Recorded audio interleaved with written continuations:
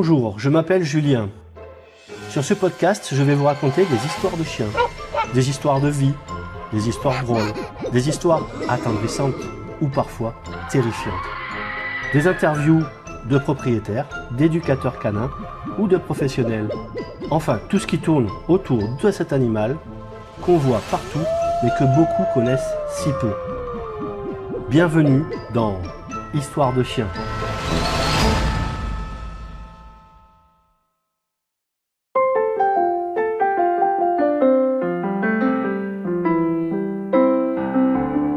Nous sommes en 1860. Imaginez le Londres de l'époque. Une forêt de cheminées qui crache une fumée noire, un brouillard épais, le fameux smog, qui enveloppe les ruelles sombres. Et au milieu de tout cela, la Tamise, un fleuve de boue, dangereux, où les courants traîtres ne pardonnent aucune erreur. Sur les quais de la City, parmi les dockers et les marins, circule une légende. Une force de la nature au pelage d'ébène. On l'appelle Bob. Bob est un Terre-Neuve de 70 kg, une montagne de muscles et de poils, capable de nager dans une eau à 2 degrés sans sourciller. Mais Bob, voyez-vous, a une obsession. Une idée fixe qui bientôt va faire trembler tous les nageurs de la capitale. Tout commence par un acte héroïque, un véritable sauvetage. Un jour, un enfant tombe d'un pont, la foule hurle, les courants emportent le malheureux. Soudain, une masse noire fend la foule, saute dans le vide et pouf, Bob ramène l'enfant, sain et sauf. La ville entière applaudit. La presse s'empare de l'affaire. Bob est un héros. Mais c'est là, messieurs, dames, que l'histoire bascule. Car Bob a pris goût aux applaudissements. Il a compris son rôle. Désormais, il patrouille. Il surveille. Ses yeux sombres scrutent la surface de l'eau. Et pour Bob, désormais, quiconque se trouve dans l'eau est un mourant en puissance. Un bel après-midi d'été, un jeune homme, un nageur émérite, décide de s'entraîner près de l'île aux chiens. Il plonge, il fait quelques brasses élégantes, il est heureux. Mais sur la rive, Bob l'a vu, et dans le cerveau de Bob, l'alarme sonne. Un homme à l'eau, un naufragé! Sans attendre, le colosse noir plonge. Le nageur, lui, ne voit rien venir. Soudain, il sent une pression énorme sur ses épaules. Il est coulé. Il essaie de remonter, mais une mâchoire puissante, mais délicate, attention, se referme sur le col de sa veste. Le malheureux se débat. Il essaie d'expliquer qu'il va bien, mais Bob ne veut rien entendre. On ne discute pas avec la sécurité. Sous les yeux de dizaines de passants hilars, le nageur est traîné sur la berge, humilié, déposé dans la boue comme un paquet de linge sale. Bob, lui, remue la queue, fier de sa bonne action. Cette scène va se répéter encore et encore.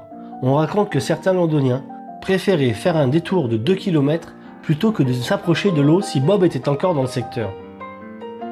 On ne comptait plus les marins qui descendaient simplement de leur barque et qui se retrouvaient sauvés de force par ce chien trop bienveillant.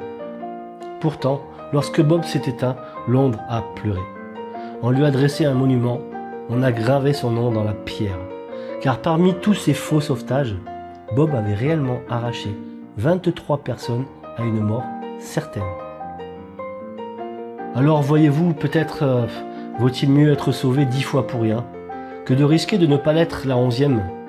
Bob le savait, et c'est pour cela qu'il restera à jamais le plus têtu des anges gardiens.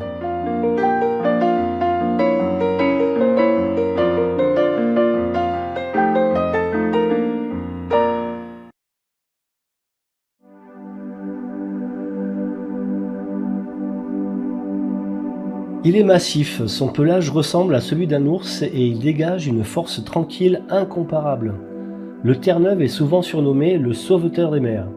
Mais d'où vient ce colosse capable de nager des heures dans des eaux gelées? Aujourd'hui, nous partons sur les côtes rudes du Canada pour découvrir l'histoire d'un chien qui a sauvé plus de vies humaines que n'importe quelle autre race de travail. Comme son nom l'indique, ce chien est originaire de l'île de Terre-Neuve au large du Canada. Ses origines exactes sont encore débattues par les historiens, Il pense qu'il est le résultat de croisements entre les chiens autochtones de l'île et les chiens apportés par les pêcheurs européens, notamment les chiens de type matin venus du Portugal ou les chiens de chasse des Vikings. À l'époque, il y avait deux types, le petit Saint John, qui donnera le Labrador, et le grand Saint John, notre actuelle Terre-Neuve. On imagine souvent le Terre-Neuve uniquement dans l'océan, mais c'était avant tout un travailleur acharné sur la terre ferme. Pour le tractage, les pêcheurs l'utilisaient pour tirer les charrettes remplies de poissons ou pour transporter du bois de chauffage. Sa puissance de traction est immense. Dans le travail en mer, sur les bateaux de pêche, il était chargé de récupérer les filets à la dérive ou de ramener les amarres jusqu'au rivage. Sa morphologie est une adaptation parfaite à cet environnement. Comme le Labrador, il possède des pattes palmées et une queue qui lui sert de gouvernail. Ce qui fascine le plus chez le Terre-Neuve, c'est son instinct de sauvetage inné. Contrairement à d'autres races qu'il faut longuement entraîner, le Terre-Neuve semble savoir qu'un humain dans l'eau est en danger. Enfin, peut-être pas toujours Bob, mais bon. Il a une technique de nage unique. Il ne fait pas le petit chien. Il utilise un mouvement de crawl puissant avec ses membres intérieurs, ce qui lui permet de lutter contre les courants les plus forts. Sa fourrure, double et huileuse, est totalement imperméable. Sa peau reste sèche même après 1 heure dans l'eau. Au XIXe siècle, le Terre-Neuve devient la star de l'aristocratie européenne. Des personnalités comme Napoléon Bonaparte ou Lord Byron en possédaient. On raconte même qu'un Terre-Neuve aurait sauvé Napoléon de la noyade lors de son évasion de l'île d'Elbe en 1815. La race a été officiellement reconnue par le Kennel Club anglais en 1879. C'est à cette époque que l'on commence à fixer le standard que nous connaissons aujourd'hui. Un chien pouvant peser jusqu'à 70 kg, doté d'un tempérament d'une douceur légendaire.